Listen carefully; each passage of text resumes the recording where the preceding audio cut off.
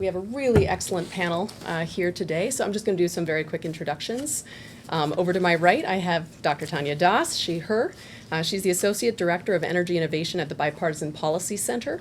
She's an engineer who focuses on strengthening U.S. government initiatives to help climate innovators go from idea to product. And she's previously served in the Biden administration as the Chief of Staff of the Office of Science at the U.S. Department of Energy, as well as spending several years in Congress advancing bipartisan policy in energy, climate change, and manufacturing. Next up, we have Nick Montoni, they, them. They have recently transitioned into a role as professional staff member on the House Appropriations Committee, but I'd like to flag that I've asked them here today not in that role at all, but rather because of their historical knowledge at Third Way, leading a lot of their innovation work. He was a senior policy advisor there covering clean energy innovation policy, and as many of us know, he's also been a central coordinator of most of the nonprofits in DC thinking about innovation priorities and appropriations. So we ask for his knowledge about that historical work here today. We also have Arjun Krishnaswamy, also he, him. He is a special advisor to the Chief of Staff to the Secretary at the Department of Energy. And prior to the Department of Energy, he was most recently the climate policy lead for innovation at the Natural Resources Defense Council, where he worked to advance strong federal policy to promote clean energy innovation and address the climate crisis. And finally, Hoyu Chong, she, her, is a senior policy analyst for clean energy innovation at the Information Technology and Innovation Foundation. She leads the development of ITIF's budget tracking and data visualization tool. Prior to joining the ITIF, she worked as a practice area lead for Beacon Economics, focusing on clean energy, sustainability, and development. So thank you all very much for being here. I'll start my first question directly for Arjun. So right now, an enormous amount of responsibility and resources has been put on the Department of Energy to move us forward on all of these priorities. And it's a lot, and it's exciting, and it's also challenging, and there are sort of every adjective can probably apply to this particular situation, but especially inspiring. So where are you focused for next steps? How are we gonna move forward now that we have all these climate bills in the wings as well? Absolutely. So I think it's a really great question, is where, we have all these new resources. What's the story from here in terms of what's the role of DOE, what's the role of our base programs? And just to start off, to state the obvious, IIJA and IRA are incredible tools for advancing clean energy innovation, in addition to all the other benefits that they're going to bring. And we're really grateful that we have the responsibility and the opportunity to, this massive responsibility to implement those programs, and to do so in a way that not only cuts emissions and creates jobs and makes the clean energy economy more equitable, but also one of our key focuses is maximizing commercial liftoff for the technologies that that our new authorities and new funding deals with. So we're super excited to be doing that. And all of that being said, there's sort of two pieces where there remain gaps, right? There's the first is just looking at the innovation portfolio. IIJA and IRA overwhelmingly provided funding for demonstration and deployment. There is some basic science and R&D in there, right? The funding for lab infrastructure that IRA provided is super important. We just announced the distribution of those funds a few weeks ago alongside the Game Changers report that you mentioned.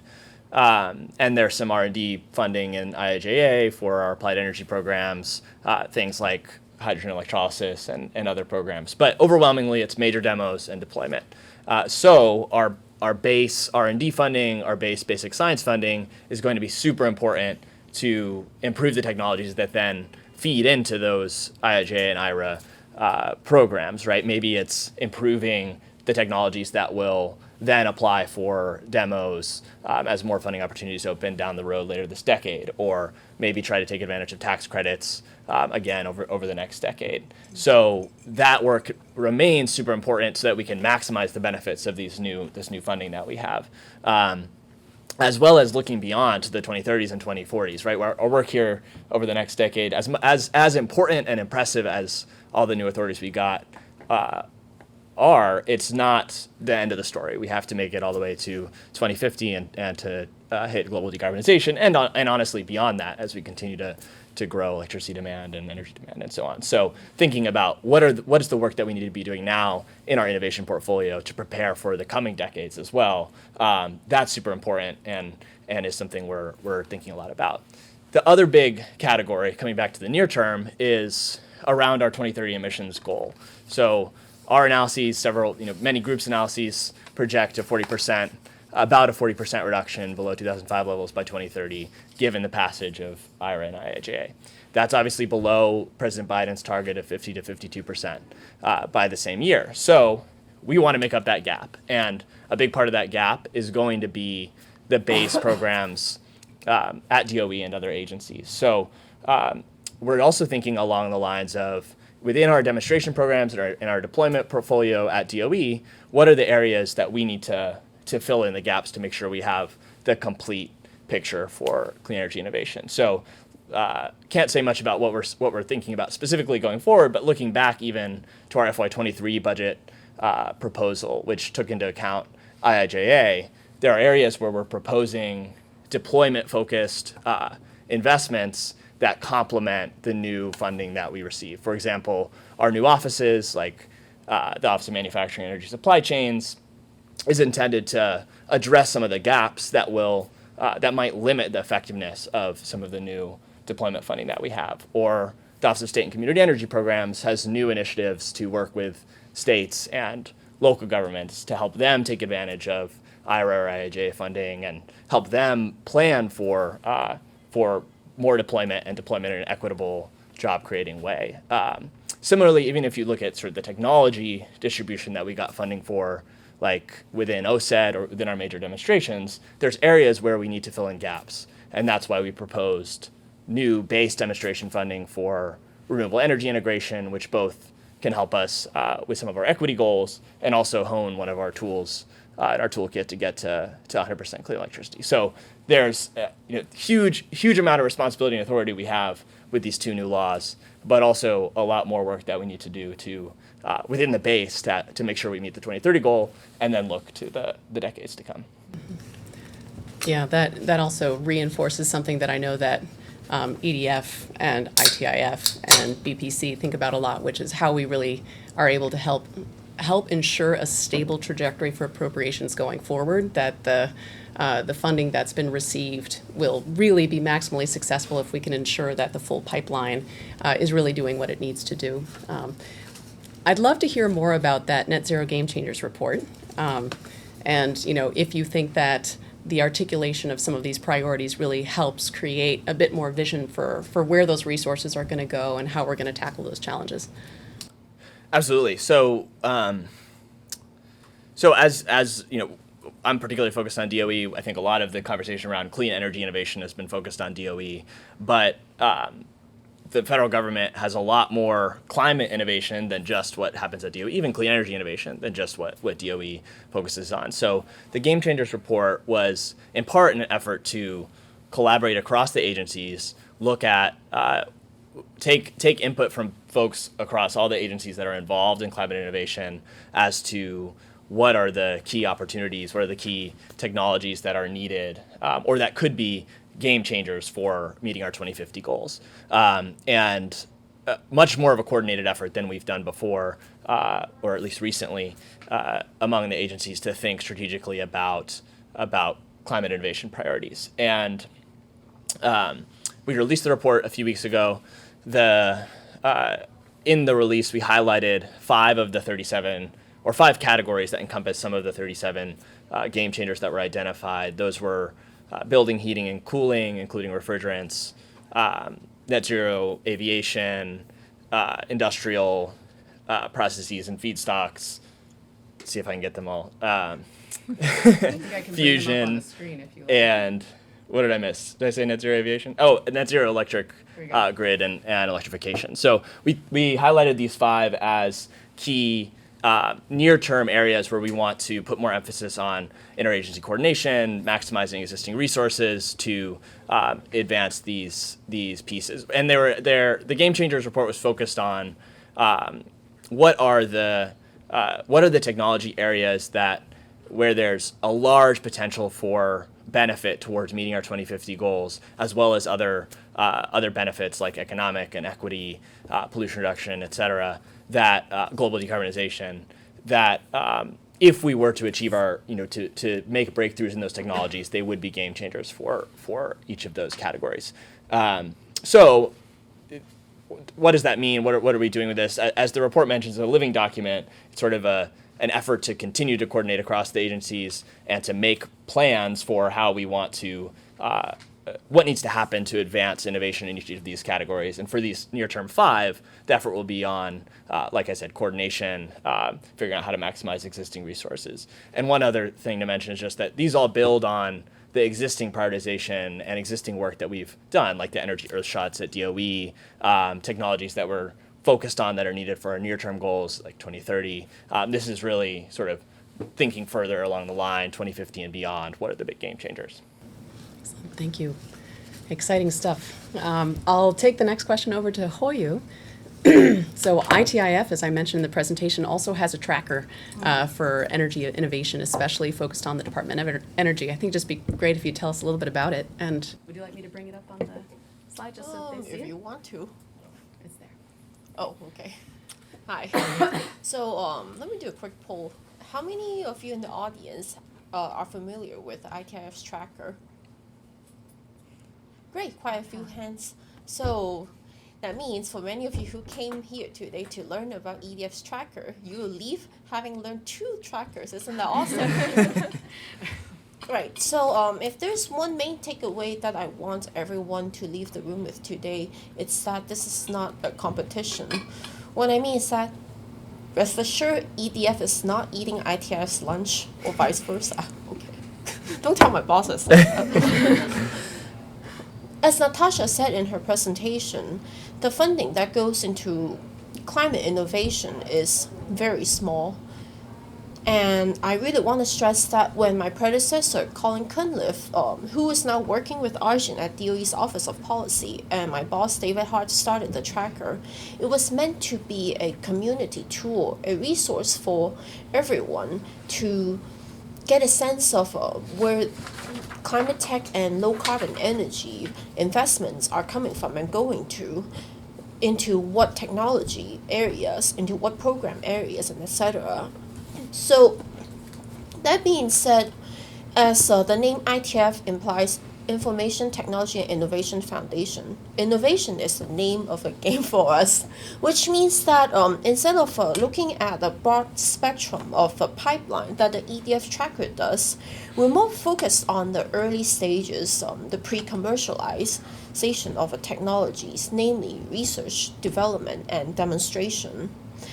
And well, as you can see here, there are 3 separate tabs. We want to track one thing is to see how it's doing historically compared to the past. And this is what the historical funding tab does.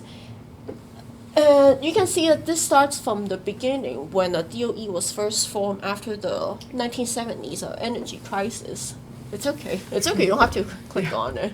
I'm just going to Gesture. And underneath the program, you can filter out by specific technology areas like renewable energy, for example, which is now seeing a bit of a renaissance after not having much attention and love in the early 2000s and the 2010s.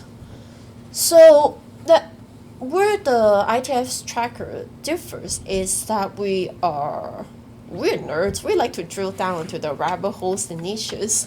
So if you in the program details tab, we have 22 program areas available where you can select, click on each of them and get more information.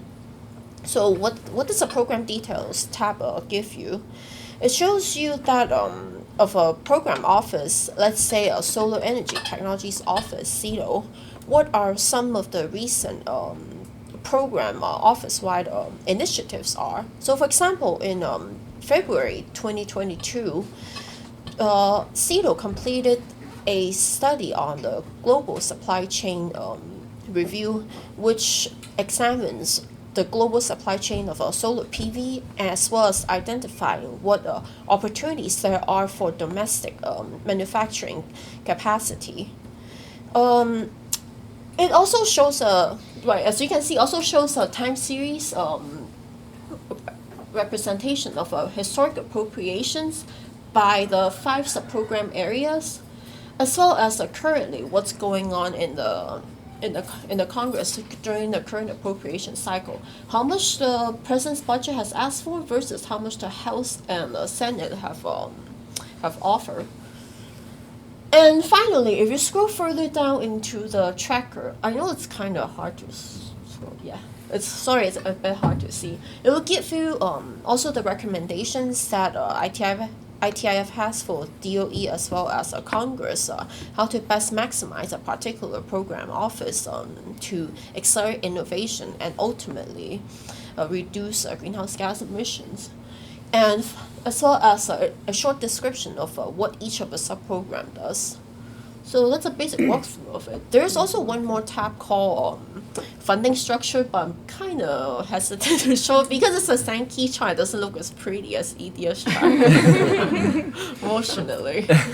But it tells you, but basically the gist of it is that it shows you where all that money is going within a DOE of the 40-some billion dollars. What functions are going to, let's say, nuclear, defense, environmental management, and is it going into energy, RD&D related activities and programs, etc. So that's a basic gist of it. Appreciate that very much, Hoyu. And I think I'd love also your thoughts about the way the two tools really can serve as resources that provide different perspectives. Because again, I think the EDF tool is really focused on climate innovation, a very different, more broad perspective that's much more climate focused. I think perhaps not surprising as our position as an environmentalist organization. Yours is a little bit more focused on the Department of Energy and the existing structures that are there and really breaks it down based on the detail that's available within the Department of Energy. Just curious if you have thoughts about how the approach of each of these could be different and potentially both valuable. Yeah, sure. As I said, this is not a competition. And you'll notice that our tracker focuses mostly on the Department of Energy. That's really because that's where the bulk of our RD&D activities take place. This is not to say that we're not aware nor appreciative of the other agencies' work. DOT and USDA are obviously having their own programs. For example, like yesterday, I was actually at Boeing's decarbonizing aviation event, and I spoke to Annie Petzong, the Assistant Secretary for DOT's Federal Aviation Administration. Apparently, the FAA is playing a pivotal role into international decarbonization of aviation, and it's a key player in the recent Sustainable Aviation Fuel Grand Challenge that came out, which is a partnership between DOE, USDA, DOT, and also believe the EPA as well. As well as even the National Science Foundation has about $500 million budget in climate innovation. So, as I mentioned, innovation is the name of ITIF's game. So we focus on different things. Whereas EDF's tracker is more on the whole climate mitigation in general. So I think the two really complements each other very well, as Natasha has shown in the tracker. Demonstration and the so-called value of death has always been the weakest part of the federal innovation portfolio. And with IIJA, which not only appropriated over $20 million of funding for demonstration activities over the next 5 fiscal years, it also permanently establishes the OCED as a standalone office, making demonstration its own pivotal part of the game. And with that said, I think the two tracker tells you different stories, but yet I think both ultimately serve the same purpose. That is to inform and educate the user, whether you may be a policymaker, a researcher, or even a student interested in how to fight against climate change. I think there's something for everyone to take away with. Thank you very much. Fully agree there. For the next question, I'll bring it over to you, Tanya. Innovation is one of those areas that's just received this injection of support, and we know that, as Arjun said, the work's not over. We have a lot that goes ahead. There's been some articulation of some of the different barriers and some of the different gaps that lie ahead. But we also just had a very, very tight election, and we're still figuring out where all of the chips are going to fall. We don't have all the answers, and that suggests that where we go forward is going to depend very much on where we can find bipartisan areas to move. And innovation, I think, has traditionally been one of the more positive spaces for bipartisan effort in the climate movement. I'm just curious where you see the opportunities going ahead and where we can look, where we can focus. Yeah. Well, first of all, I am so excited that you all put together this tracker. I think it's going to be such a value add to the community, to everyone who does work in this space. I think it's fantastic. When I was working in the House on the Science, Space, and Technology Committee, we were working on an industrial emissions R&D bill. This was like, I don't even know, 2019, a couple of years ago. And it was actually a report that Arjun had written that sort of showed like a pie chart breakdown of where the different money at DOE was going into what emissions. To what sectors, that compared it with like the emissions, actual emissions in each sector, showing that huge disparity. And that chart was so influential for helping us make the case about like why we need an industrial emissions R&D program, why we need more funding for that sector, which then led to, a bill that was passed in the Energy Act that was then funded by IIJA and IRA. So it's just like a really beautiful thing that, this kind of work is just so important and can really translate into these real impacts. So first of all, I wanted to thank you for that. Super excited, and I'm sure it's going to have great impacts over the coming years. In terms of where we go from here, so I think we can now say with certainty that Democrats are going to control the Senate for the next 2 years. It's looking extremely likely that Republicans are going to control the House, which is a very different situation that we've had from the past 2 years. And so I think there's probably two possible paths that are likely over the next 2 years. I think one is that we see flat funding. I think it really depends on House Republicans and what they're willing to do. But I think that's a very real scenario, is that we just see a lot of the programs that are funded out of the FY23 appropriations is going to be, my guess, flat funded. That's one scenario. Another possible scenario, which I think I'm optimistically speaking, but is that we see selected growth in programs that weren't funded under IIJA and IRA. And so the set of programs that are in that bucket, I think, are a lot of the programs that were authorized but not appropriated in CHIPS and Science. And so that would be Office of Science. It would be a lot of the programs that support startups and entrepreneurs, emerging technology areas, kind of that set of programs. I think that the omnibus that is hopefully going to be passed by the end of this year, we'll see. I think that'll be a big indication to us about, what levels we're even talking about starting with, because that'll be, I believe, the first appropriations bill to pass since IIJA and IRA. Mm-hmm. Do I have that right? Okay. Looking at my appropriations expert over here. We passed FY22 between right. IIJA Yes. and IRA, but it'll be the first since IRA. Thank you. Yeah. Yes, the first since IRA. So, so I think that's going to really be a big signal to us about what to expect even next year, but at least like where the baseline is, right? Like what is the level of funding that we're even talking about growing from, if there is to be growth. So, Yeah, that is exciting. One of the topics that I raised in the presentation that I know you guys have done a lot of work on is especially thinking about that valley of death. Is there a specific angle that we can be watching for in terms of the demonstration and deployment side of the innovation cycle going forward? Or is it that the IIJA will largely cover that moving forward, given that there was such a strong emphasis, as Arjun pointed out, on the demonstration side in the earlier bills?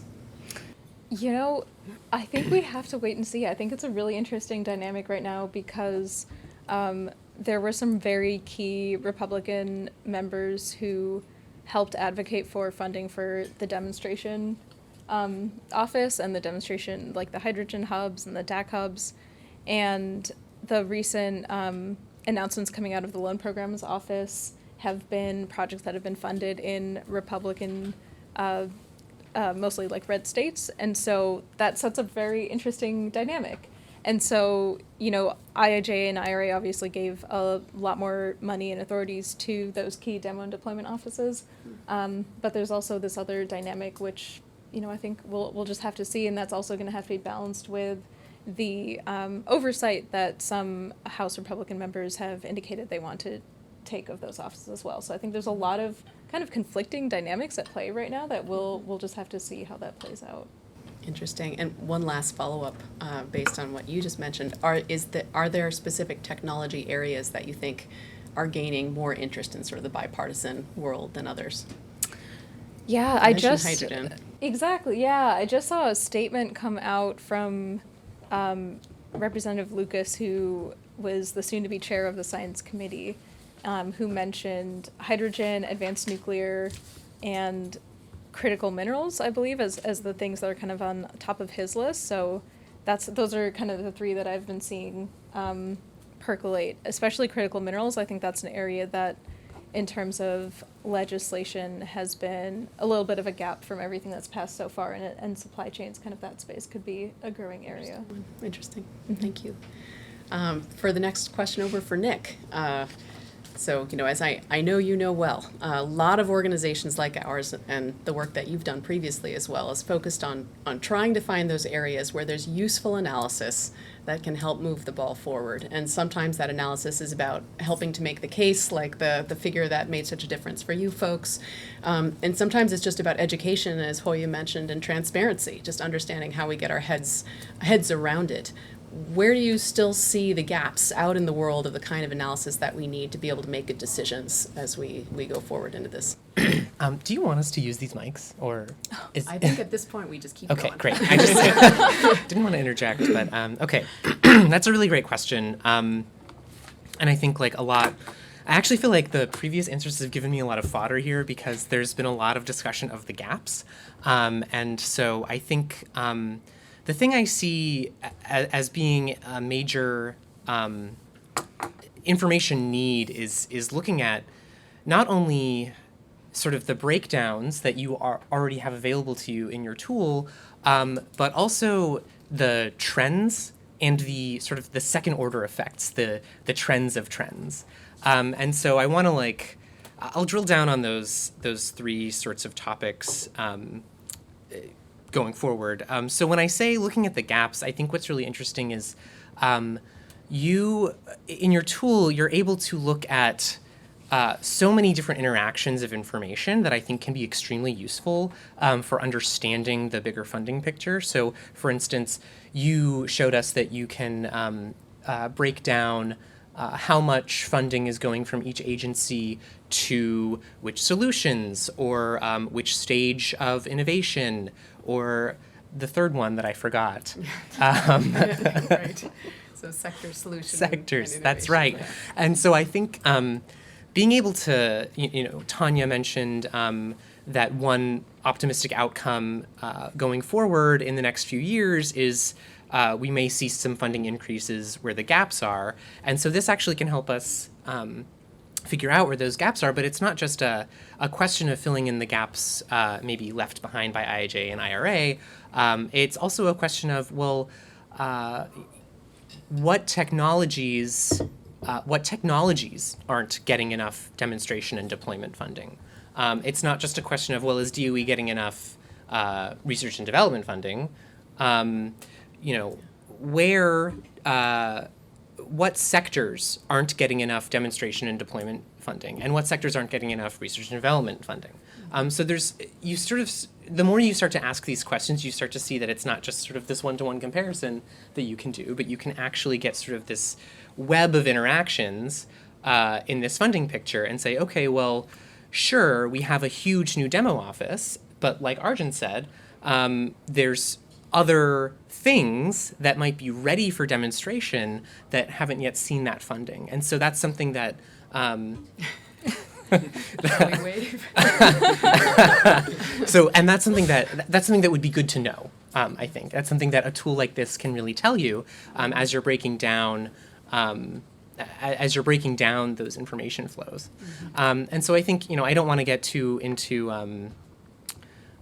I certainly want to talk about the usefulness of the tool as it is now, but I also hope you won't mind if I talk about the potential I see for it.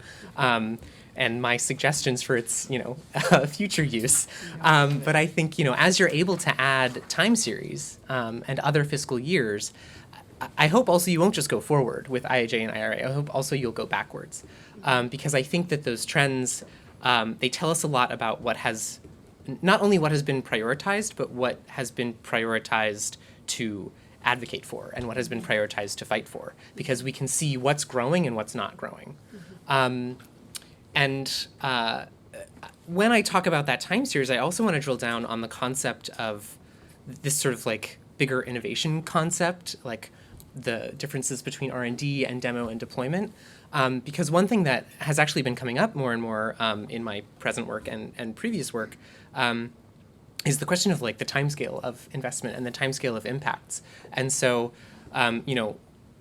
you can say, perhaps generally speaking, right, when you invest in deployment, you start to see an immediate impact, maybe not perfectly immediate, but like within a small number of years. Whereas on the demo side and on the R&D side, the impact of those investments are seen later in time, right? You get those returns later. And so being able to go into a very easy web tool and look back at fiscal year 2010 and say, oh, well, it looks like these investments into the Solar Energy Technologies office actually led to the deployment of whatever, a concentrating solar power facility in 2025, right? That's actually a very useful story to be able to tell, because then you can say, well, actually, these R&D investments that you're skeptical of making did have an impact. Maybe it was 15 years later, and maybe the people you're talking to may or may not care about what's coming down the line 15 years from now, but it's a very useful story to tell. I think the last thing I wanted to mention was what I called the second order effects, the trends of trends. So not only it's a question of how do the trends change over time, and I think it's very interesting to be able to correlate that with sort of the political tides, the global tides, various current events, right? How will in 2 years, will we be able to look back and see how the picture of climate innovation funding responded to world events like the Russian invasion in Ukraine? Will we be able to see how we responded to a gas shortage? Will we be able to see how we responded to hurricanes and winter storms that knocked out power infrastructure? I think that would be a very interesting question, because we can use that as lessons learned, right? Did we financially respond to these events, and was that a successful response or not? And I think those are very useful questions to ask, and it would be very useful information to have for anyone doing anything. Extremely helpful for us. For obvious reasons, really appreciate that. One other thing that you touched on briefly, and Arjun touched on it a little bit as well, comes back to this decision that we made earlier in the process to make this about climate innovation versus energy innovation. And the values sometimes of really being aligned with the way programs are structured when talking about energy innovation. And when you go to climate innovation, suddenly you're in a little bit more of a wilder zone where there's a lot more subjectivity around how you're defining what you're defining. And yet that also is a reflection of the world that we're going into. To what extent is moving towards a more climate innovation frame useful? To what extent is it confusing? And is there anything we can do to try to help make it as clear as possible as we go forward? And perhaps that's for both of you, actually. Yeah. I'll start if that's okay. I actually think it's a very useful frame, and I think, but you're right that it's quite broad, and it could be quite general and could encompass quite a few activities. But I think one of the reasons to point out that it's useful is, again, we can look at your funding breakdown by agency, that you're able to get using your tool. And one thing you pointed out was, or I don't know if you pointed this out, but one thing that I noticed was if you look at the relative size of the three departments and the relative size of their climate innovation investments, while DOE has the smallest budget, they have the largest proportion of their funding goes to innovation activities in the climate space. And so that already tells a very useful story because it helps you answer the question, like, are we paying enough attention to climate innovation across the federal government? And there's also a question of, what does parity look like here, right? Because I don't think we should expect that. I don't know whether or not we should expect that every federal agency is allocating the same percentage of their budget to climate innovation. That's not. I don't know whether or not that's the right answer, but I think the question of parity here comes up if you look at emissions by sector. And then the question is, okay, well, how much innovating do we need to do in each sector to control these emissions proportionally? And I think that's maybe the question you should seek to answer when you're thinking about climate innovation. But I do think that's it's a useful question. And then I also think how to make it more clear is a bit tougher.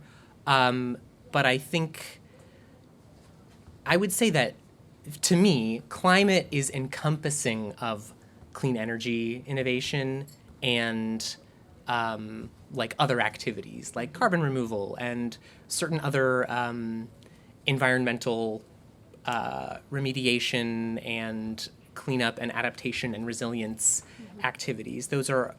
So climate is the broad category, and I would say that clean energy innovation very much sits inside of that category. And so I think that's a helpful distinction to make. And you might even consider that as you are working through sorting the data and refining the tool, you might say, this is our climate innovation budget tracker, but we can break it down into just clean energy innovation. We can break it down into just transportation. We can break it down into just resilience and adaptation. And so being able to, it's less of a distinguishing climate versus clean energy versus innovation, and more of a, well, what are the actual buckets that we're looking at here? Appreciate that. Arjun, any other thoughts to add? Yeah, I guess two things. One, I think on this same point, one of the showing climate innovation or looking at climate innovation and then having clean energy, the energy sector pieces as a part of that, I think also helps us see the gaps, right? Part of this, coming back to the Game Changers exercise, is keeping it a broader scope beyond just energy technologies also allows us to see, even if we don't have a ton of existing efforts, where are there may be areas that aren't energy related that we don't have a lot of existing funding for, or existing authority for, that we can identify as important. So I think it's useful to be thinking more broadly than just the energy sector. The other thing on this topic, or on the topic of different visualizations, like between the ITIF and the EDF trackers, and I think one of the differences, in addition to sort of climate versus energy, is breaking things down by topic area or by sector versus breaking things down by budget category. And one of the challenges I've noticed in this job over the last year of being able to look at the budget and think about the gaps is that there are people who are experts. There's people who are most in the weeds on federal budgets think in terms of budget control points. They don't think in terms of sectors or technologies, and those sometimes are the same thing, but most of the time they're not. And so, and many of us, many of the people who have written reports on climate innovation are thinking in terms of sectors, but that doesn't always line up in terms of what are the control points and where they need to increase. So being able to translate between here's what DOE's budget looks like by control point, and then here's what that looks like by sector or by technology or by innovation stage is actually a big part of the solution to being able to wrap our heads around where the gaps are, where our impact is, and something I'm sure that those of you who were manually sorting the data for this discovered is really difficult to do. It's not that much easier when you have the information inside the department, I must confess. So I think it's useful to be able to be looking at it through both lenses and trying to connect the dots between them. Thank you. Appreciate that. We're coming very close to the end. I'll ask one more question, then we can take a couple from the audience if there's time. I guess multiple among you have mentioned sort of where we could go next. As you know, we ourselves are trying to think about what the next step of broadening out the tracker could be. I really appreciated Nick's point about really looking back in history as well as looking forward. There's a possibility of trying to create a module for the IIJA IRA. Obviously, you create a kind of apples and oranges par excellence problem right there, just because there's such different kinds of funding mechanisms, yet both are extremely relevant. We could also look more at things like adaptation, which, to your point about how we respond to storms and where we move, and what we're hearing out of COP is that adaptation is likely going to be another frontier that's going to be gaining steam as we go forward. So just curious, asking each of you, if you do have sort of feedback for us of what you would recommend for our next stage. Any takers? I'll begin. I think having ability to look back and forward as in a time series would be nice. Though I understand it's kind of difficult to implement it when it takes the form of a Sankey chart. Mm-hmm. Now another idea or suggestion that I might have, allow me to wear the hat from the missions inventory bean counter context. When I previously worked in the California state level energy policy, I looked at the state GHG inventory fairly closely, and I think one thing that would be helpful is to track where the funding goes to in terms of fighting at the GHG, not just by the sectoral level, let's say commercial, or residential, or industrial, but maybe go one level into more detail by activity, or maybe by a subsector. So, for example, we see that transportation has received a lot of fundings, but how much of it, as you actually pondered during the presentation, goes toward light duty vehicles versus heavy duty trucking versus aviation, maritime shipping, railroad, pipeline, etc. Or, for example, let's take a building sector, which I'm personally biased of, because I like rooting for underdog, as is the sector that receives the least level of funding by far. How much of it goes into the heating, cooling, emissions, and versus how much of it goes into waste management activities, which some of you may not, it may not be obvious to some of you that's part of the building sector's greenhouse gas emissions, making up about 1/6 of a sector's GHG emissions recently in 2019, 2020. So I think having that really detailed level of information would be very, very nice, but also understand it's very hard to do, as Arjun pointed out. Really appreciate that comment. And one thing I will flag, we're hoping to do a little bit of that, maybe taking off sort of specific bites, like potentially partnering with others who might be looking more deeply at the electric vehicle sector. And it's very likely we could probably use a lot of the information that's in the existing data set to help create those finer degradations. It may well be very difficult to do across the whole tool. And again, like the Sankey framing might require a different kind of framing if we go deeper in, because I think we are at a stage where it does get very, very complex when you get deeper into the programs. But through blogs, we are hoping to sort of take a specific cut looking at carbon management, for example. What does that look like in greater detail across the federal government, or EVs, or something else? But I think at this current point, we've only thought of it as sort of a point sort of spot area of ad hoc deeper dives. But I really appreciate the point that being able to get deeper in most of these categories, and I also root for the buildings as the underdog, could be extremely useful. So thank you. Any other takers for feedback? I think the IIJA and IRA funding would be really useful to show, even though it's different, right? It's not annual in the same way.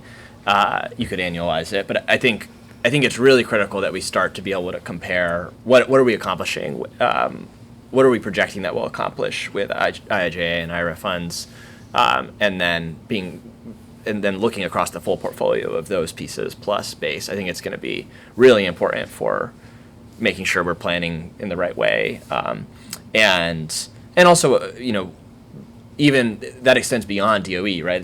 Being able to show where the tax incentives are projected to play and how much deployment funding that's expected to represent is really useful for understanding where the deployment gaps are. So I think that would be really useful. The other piece that I was thinking about is understanding, there's not a whole lot of state level innovation funding, but understanding what states are putting money towards, where they have funding, particularly in the bigger, like California and New York. And also, if we can get a grasp on where there's big private sector efforts for innovation in this area, again, I think that's just useful to see, okay, where's the private sector focusing, where are states focusing by sector or by technology, and then where's the federal government focusing? Fantastic, thank you. Any other takers? Well, let's see. I gave you a few already, right? Time series. Mentioned. I think an emissions inventory is a really good idea as well. So I guess the question is also, you can't you can't do it all. So what's the first thing to do? What would be the most useful in the short term?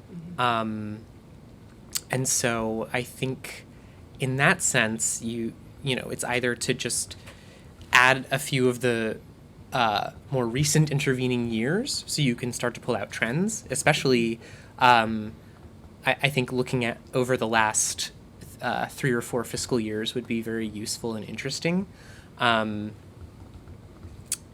I think another immediate need would be emissions or IIJA and IRA. And then I think one other interesting piece of information, perhaps not the most useful, but interesting, would be to add in, if you can align them properly and correlate them properly, adding in President's budget request and also House and Senate versions.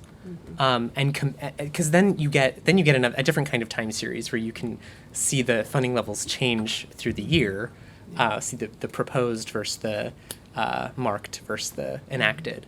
I think that's a useful piece of information for other reasons, because then you can see how do the funding levels land, and or how do the proposals land, and how are they conferenced?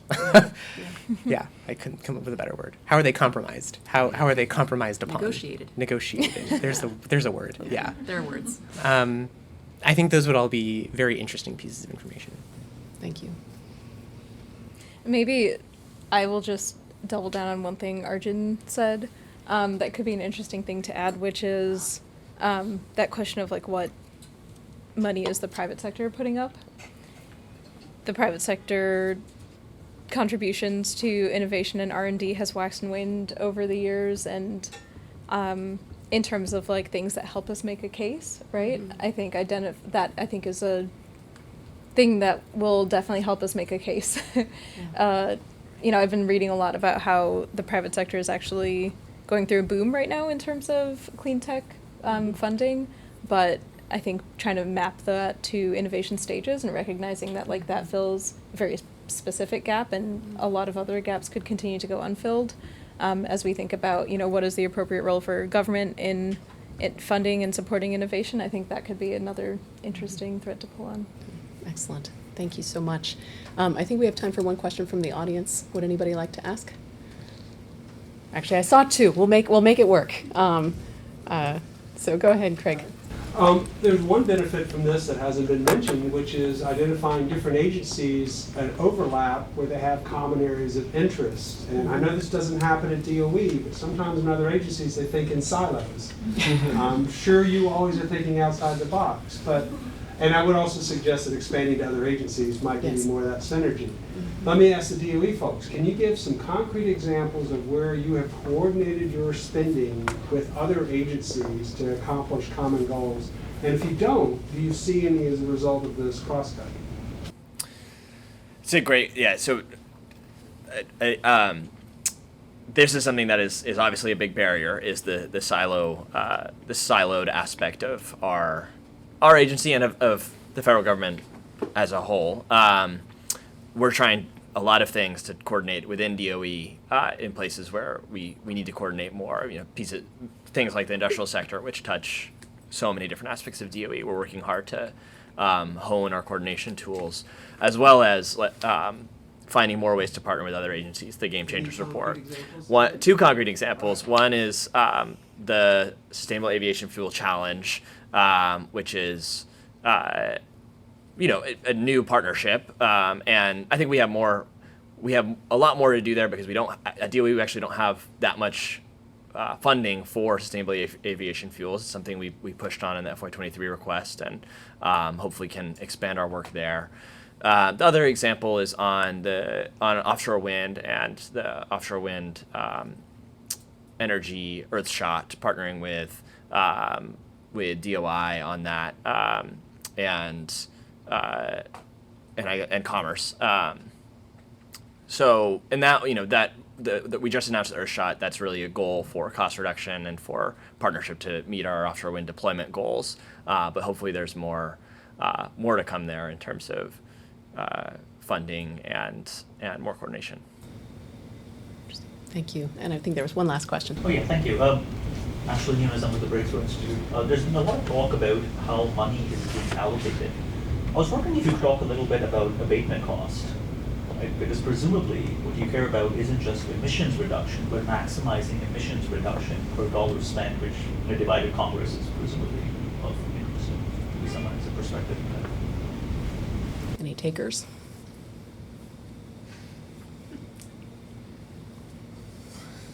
I mean, I can jump in. This question I think comes up a lot when we think about how to optimize an investment portfolio or an innovation portfolio, and I think there's two approaches that are both useful. One is like you say, looking at for every dollar, the next dollar spent, where is it? Where's the lowest abatement cost? How can we get the best bang for our buck in terms of emission reductions within a limited top line? And there's been people who have tried to do that. We're trying to do that for some of our programs. It's pretty hard, but is a useful tool. The other way of going about this, I think these are complementary, but another way of going about this is looking at what are all the pieces that have to come together to meet to get to net zero, regardless of abatement cost. Some areas might have really high abatement costs, like some of the difficult parts in the industrial sector.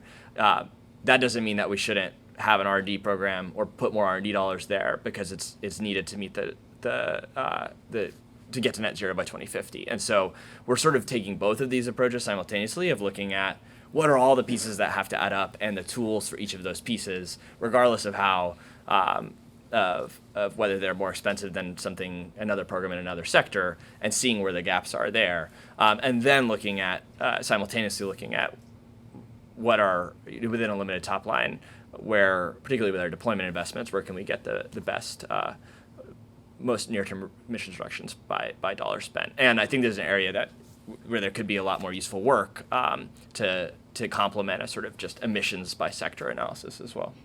Excellent. Thank you. There's one more. I think we can make it work. Last one. Okay, I'll be quick. Hi everyone, my name is Annabelle. I'm with the Clean Energy Business Network. And my question is, I'm an optimist. I love all the focus on innovation and solutions, but are there trackers or sort of thoughts in any organizations on the money that the government is spending on things that we know are actually leading to emissions directly, and reducing that money spent so that all this other money can, be really effective? So perhaps that's in Department of Energy, where has money been appropriated that's potentially not very clean energy?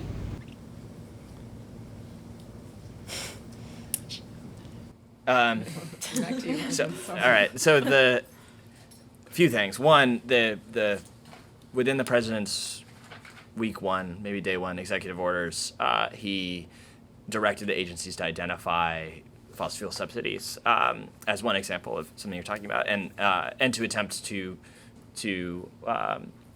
remove fossil fuel subsidies from our forthcoming budget requests. So this is an area where we're identifying areas where